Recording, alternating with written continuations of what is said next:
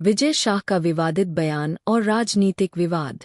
मध्य प्रदेश सरकार में मंत्री और बीजेपी नेता विजय शाह एक बार फिर अपने विवादित बयान को लेकर बुरी तरह घिर गए हैं। 12 मई को एक सार्वजनिक सभा में उन्होंने भारतीय सेना की अधिकारी कर्नल सोफिया कुरैशी के संदर्भ में अभद्र टिप्पणी कर दी, जिससे न केवल विपक्षी पार्टियां बल्कि खुद बीजेपी के नेता भी नाराज हो गए। सभा के दौरान विजय शाह ने कहा, जिन लोगों ने हमारी बेटियों के सिंदूर उजाड़े थे, हमने उन्हीं की बहन को भेजकर उनकी ऐसी की तैसी करवा दी। मोदी जी ने उनके समाज की बहन को भेजा ताकि उन्हें सबक मिल सके।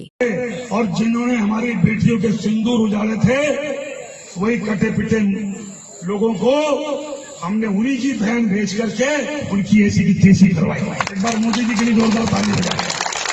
और मोदी जी ने उनकी बहन को उनकी ऐसी की तैसी करने हमारे जहाज से उनके घर। इस बयान के बाद सोशल मीडिया और राजनीतिक गलियारों में भारी विरोध शुरू हो गया।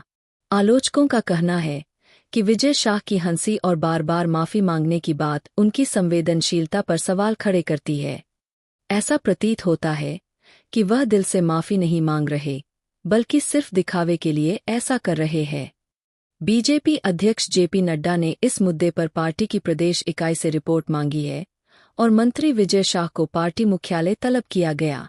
इस दौरान वे हवाई चप्पल पहनकर पहुंचे, जिससे लोगों ने उनके रवैये को लेकर और भी सवाल उठाए।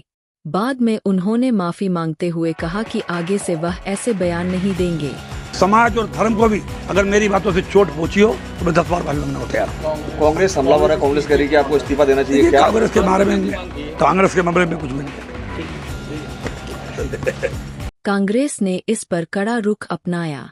मध्य प्रदेश कांग्रेस अध्यक्ष जीतू पटवारी ने प्रधानमंत्री नरेंद्र मोदी को पत्र लिखकर विजय शाह को मंत्रिमंडल से बर्खास्त करने और उनके खिलाफ देशद्रोह का मुकदमा चलाने की मांग की।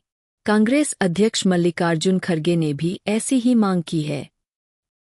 मोदी जी ने कहा देश को संबोधन में कि मुझे फक्र है भारतीय सेना के पराक्रम पे, उनके शौर्य पे। बिल्कुल सही कहा उन्होंने। उसके साथ ये भी कहा कि मुझे इस बात का भी गौरव है कि देश के 140 करोड़ लोग इस संकट की घड़ी में सरकार और सेना के साथ खड़े रहे। बिल्कुल सही कहा, साथ खड़े थे।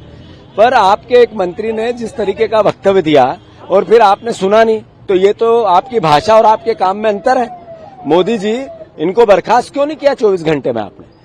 फिर मोहन यादव जी, यहीं के मंत्री गोलमोल बात करते हैं। उन्हीं की कैबिनेट के मंत्री ने सेना के अधिकारियों का अपमान किया, बहनों का अपमान किया, और बीजेपी सहमति नहीं दे रही है, असहमति नहीं दे रही है, मौन चुप रह रही है। क्या समझे देश?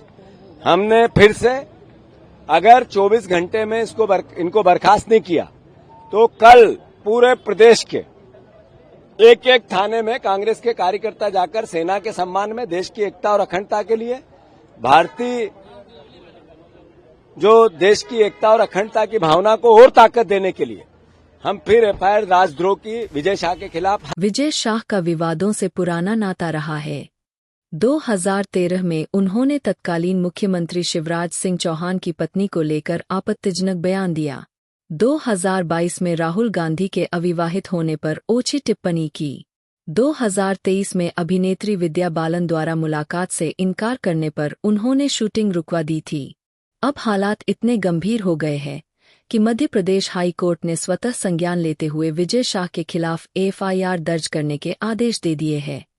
अदालत ने पुलिस महानिदेशक को 15 मई को सुनवाई से पहले रिपोर्ट पेश करने के निर्देश दिए हैं। यह मामला सिर्फ एक राजनीतिक विवाद नहीं, बल्कि सेना के सम्मान, महिलाओं की गरिमा और सार्वजनिक जीवन में जवाबदेही से जुड़ा हुआ है।